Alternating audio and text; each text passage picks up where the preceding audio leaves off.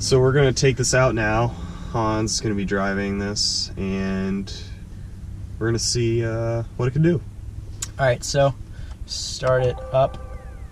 Makes a kind of fun noise. So put it in drive, and we are off. Night. Well, now we're off. Yeah. It's so weird not hearing an engine when you start up a car. You know? Yeah, it's completely silent, which is kind of cool. How I describe the sound of this thing is, picture a supercharger whine, but delete the engine, so all you're hearing is a supercharger. Right? It's a very quiet supercharger. Yeah, it's a very quiet supercharger, but all it is a supercharger, which is kind of funny.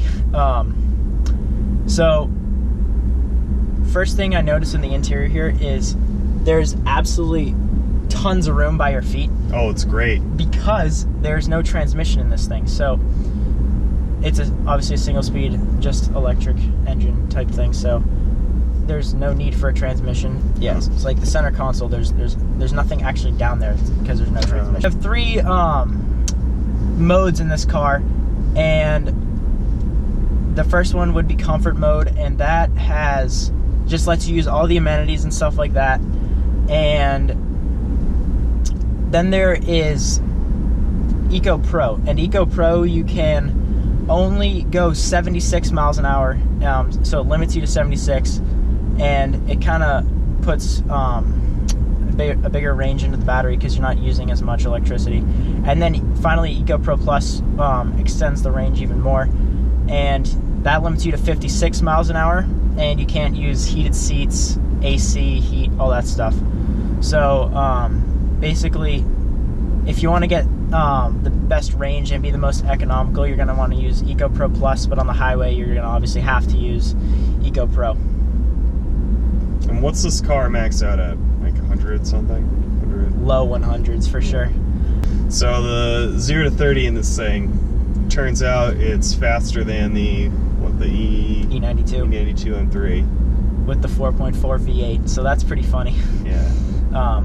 It delivers all the torque all at once, so there's nothing going through a transmission. So this car is really easy to drive. The steering's pretty light. It's direct, which is nice. Very quiet. Yeah. No road noise. A little road noise, I'd say. It's weird because one thing I really like is the visibility. This car has amazing visibility. I don't see, except for the rear right and left, the pillars kind of come down. It's funny because it kind of looks actually like a Range Rover Evoque from the outside. Back, yeah. That's pretty funny. Yeah, so the only noise you can really hear is just the wind going by because it's so quiet. There's nothing you can actually, there's no engine noise. It's so weird. Yeah, quite peaceful actually. Mm-hmm. So Hans barely ever has to put his foot on the brake in this car. Can you explain that a little bit, the regenerative braking? Yeah, so this car has regenerative braking. So when you come to a stoplight or a stop sign, the energy that would go that would be wasted with the heat from the brakes goes back into the batteries. So you can actually put electricity back into the batteries from just by lifting your foot off, and it stops for you. And it stops like pretty harshly because it even puts the brake lights on for you automatically, so a car doesn't rear end you. So you rarely have to put your foot on the brake. So that's pretty cool. What if you're on the highway though? Will it still work if you're... Yeah, so if you just lift off, you're gonna slow down a lot faster than just like coasting. So that's great if you see a cop on the highway. Yeah. Like coasting is like you lift your foot like not all the way off the pedal, but all the way off the pedal it starts to brake for you. So that's pretty cool. Also, what I have to say about this car is the handling is really good for what the car is. It's a short wheelbase, really tall car, and the handling is really good. And it's really good because it has it's really light because of the carbon fiber tub, but also it's really light, or sorry, the center of gravity is really low because the batteries are so positioned so low in the car, so all the weight is like it's so close to the ground. So you think it would be top heavy, but all the weight is really low to the ground, and that low center of gravity really helps with the handling. So we didn't think that we'd be doing many electric cars, but this going against, we're just going to throw in a Chevy Volt and a Tesla. And they're all, there are many more cars, and Toyota makes with their Priuses and stuff like that. And I'd have to say this is a pretty good medium between buying a Tesla and a Chevy Volt. So we're gonna slow up. What is going on with the windshield? I don't know. It just fogged up. It's because we can't use air conditioning in this thing. No, we can't. I'm in comfort mode. Oh. Yeah. Oh man. I feel like we're in one of those cars from. Oh, here we go. It's working. Way back, like an old Toyota or something. You gotta turn the air conditioning off when you get on the highway.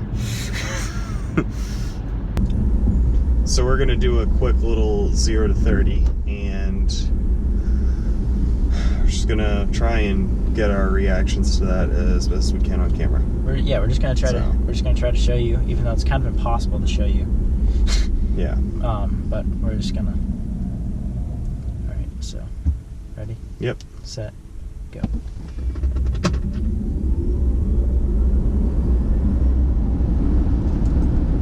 Definitely dies down. Nothing that'll really put your head back in your seat, but it's something. Yeah, it's like 6.7 or 8 to 60 and like 2.9 to 30. Yeah. It's really quick off the line, but after like 30 it kind of dies.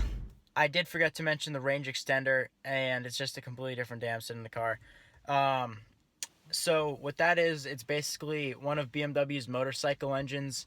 It is a 600cc engine. It does not propel the car whatsoever. It's not a hybrid. It acts as a generator, so it produces some extra juice if you run out of electricity. Kind of helps you get to the nearest charging point at your house or whatever. So it's kind of an insurance for those of you who are kind of worried about having an electric car. And I find that really helpful. And it's a couple $1,000 option, so it boosts the base price up to like $51,000. But I think it's worth it for sure, because it does give you that extra comfort when you're driving an electric car. So it basically doubles the mileage, or the range, I'm sorry, on the car, and that's actually really helpful as well. So you can basically go double the miles, and you can still be going without finding a charging station. You just fill it up with gas. And the funny thing is with that is that the gas tank is only 2 gallons. So you go into the gas station and you give the lady like $4 and that's it. And it's pretty funny. So that's it. It's really just a simple little thing that helps the car a lot, I think. So with our channel, we want some comments and stuff, right? We want some feedback. Yeah. What do you guys want to see us do? What don't you want to see us do? Do you think the vlogging and the car reviews is a good mix? Do you want separate channels for that, or what? Whatever it may be, just message us or say, you could work on this. You could be a little bit more upfront about this. You don't have to talk that much. That's kind of what we were hearing a little bit from. But our style of channel, it's trying to combine a relaxed car review with some good information. Talking and, yeah, it's nothing too serious. That's certainly not what we're shooting for. Yep. So please let us know. That would be great. It would be a help to you and us. We can make better videos off of that. And yeah, so yeah, go share with your friends, like, subscribe, all that stuff, and we will see you next time. Yep. Peace.